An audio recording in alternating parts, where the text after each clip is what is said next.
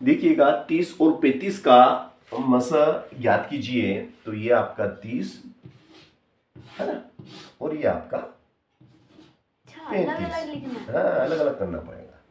तो 30 जो कि सम संख्या है 2 से जाएगा, 2 एकम 2, 3 में से 2 गया, 1 बचा, एक पड़ोसी को दिया, 2 पंजे 10, 2 पंजे 10। फिर 3 से जाएगा क्योंकि विषम संख्या है, तो 2 से नहीं जाएगा, 3 से जाएगा, 3 का टेबल बोलो 15 आ जाए, 3 पंजे 15। फिर 5 से जाएगा, 5 एकम 5, और आखिरी में 1 आ गया, मतलब फिनिश्ड, कंप्लीट हुआ। अब 35 जो कि विषम संख्या है, तो न 2 से नहीं जाएगा, अब 3 के टेबल में 35 नहीं आते हैं, ये 5 के टेबल से जाएगा, 5 से तो 35, और 7 एकम 7। तो भैया ये 30 है और ये आपका 35 है, ठीक है। अब 30 तो 2 3 5, तो ये 2 गुणित 3 गुणित 5। 35 की बात करें तो 35 क्या हो जाएगा, 5 5 और 7, तो ये हो गया 5 गुणित 7। अब ये देखिएगा, ये देखो, ये दोनों में ना ये कॉमन फैक्टर है, ये जो कॉमन फैक्टर है यही आपका मसा है, जो कॉमन गुणनखंड है जो वही आपका मसा है। ये 5 आपका महत्तम समापवर्तक है, यानी कि 30 और 35 का महत्तम समापवर्तक 5 है, यानी कि 5 ही वो बड़ी से बड़ी संख्या है, 5 ही वह बड़ी से बड़ी संख्या है जिससे 30 और 35 पूरी तरह विभाजित हो जाते हैं। चलिएगा अगला सवाल हम लेते हैं इसी क्रम में। ये हमारा 30 है और ये हमारा 40 है। 30 और 40 का हमें मसा ज्ञात करना है, डोंट वरी।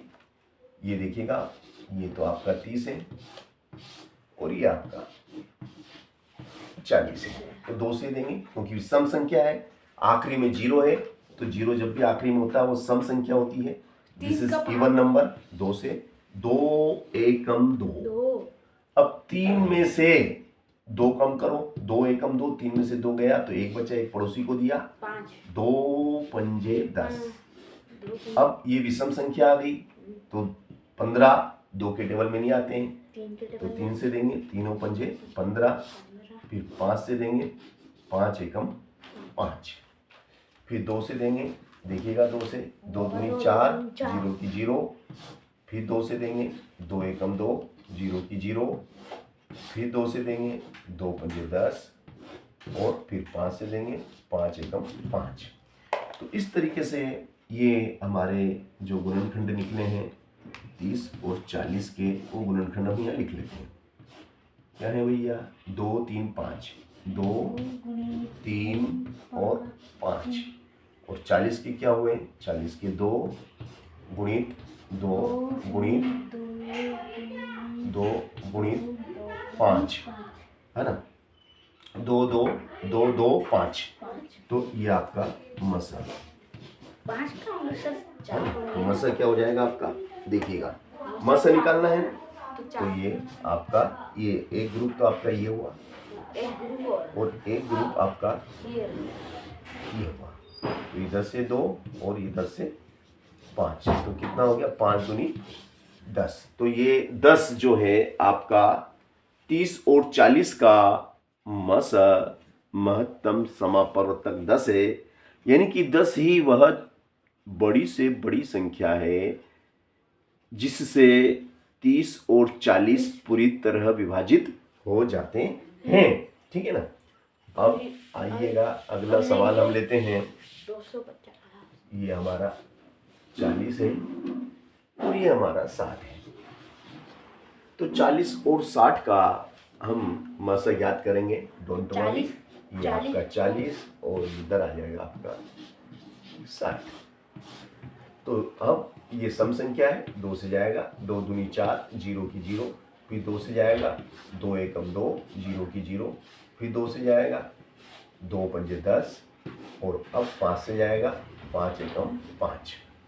इधर आ जाइए, 2 से दीजिए, 2 तिया 6, 0 की 0। फिर 2 से जाएगा, दो एकम दो, 3 में से 2 गया, 1 बचा, इसको दिया, 2 पंजे 10, ये 2 पंजे 10, फिर 3 से जाएगा, 3 पंजे 15, फिर 5 से जाएगा, 5 एकम 5।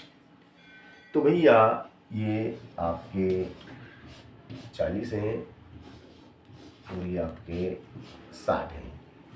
तो देखिएगा, ये 2, फिर 2, फिर 2, फिर 5, फिर 2, फिर 2, फिर 3 और फिर 5। तो आपका इस तरीके से मसल कंप्लीट हुआ। ये हमारा मसल, देखिएगा ध्यान से, ये मसल 2 2 5, ठीक है। तो ये मैंने यहाँ पे लिख दिया, 2 फिर 2 फिर 5। तो 5 दूनी 10, 5 दूनी 10 और 10 दूना 20, 5 दूनी 10 और 10 दूना 20। और इस तरीके से हमारा महत्तम समावर्तक